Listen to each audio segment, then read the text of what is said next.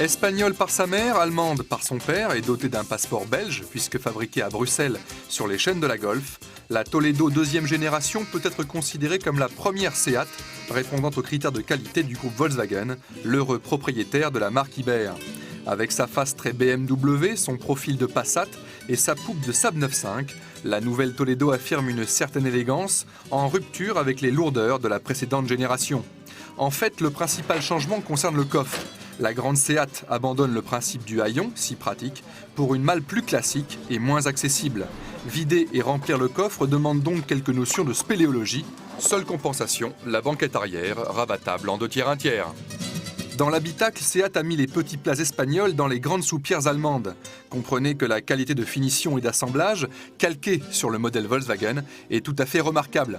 Plastique finement granuleux, graduation orangée des compteurs, position de conduite ajustable aux petits oignons, la Toledo sait recevoir. À l'arrière, le tableau est moins glorieux. L'habitabilité y est un peu juste pour une familiale et le passager du centre doit composer avec un dossier très dur et une simple ceinture ventrale. Petite consolation, il dispose d'un pare-soleil. L'équipement intègre également les 4 airbags, frontaux et latéraux, les 4 vitres électriques, la climatisation et la radio.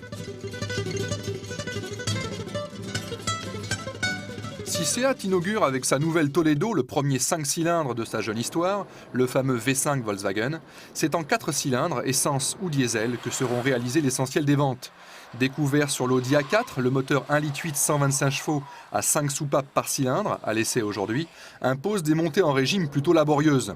Mais passé le cap des 4000 tours, il galope volontiers. Pas trop vite tout de même, car avec sa suspension mollassonne, la Toledo a tendance à talonner sur les bosses. A l'inverse, la direction précise, la douceur de la commande de boîte et l'aplomb du freinage préservent un excellent confort de conduite.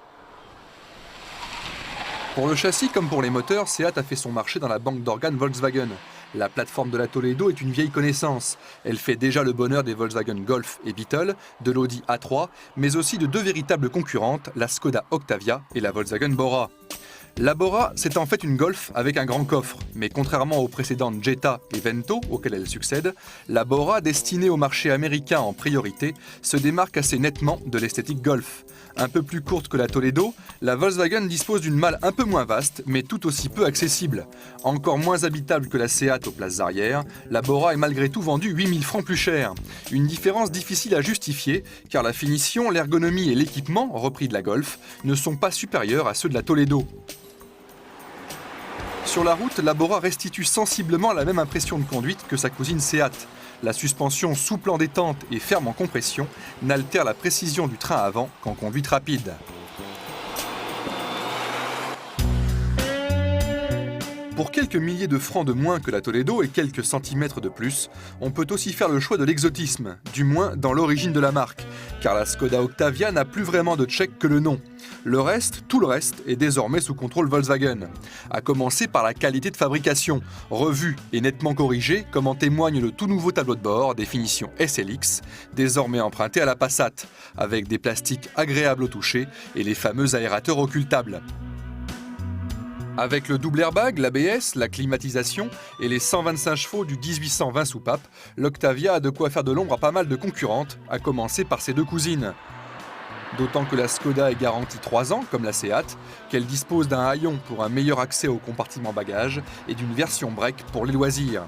Saine sur la route, l'Octavia souffre cependant d'un amortissement encore moins bien contrôlé que celui de ses 2 rivales, provoquant mouvement de caisse et roulis à la moindre bosse. Finalement, entre une Skoda qui privilégie le prix et la Bora qui joue beaucoup sur l'image Volkswagen, la Seat Toledo apparaît comme un juste compromis.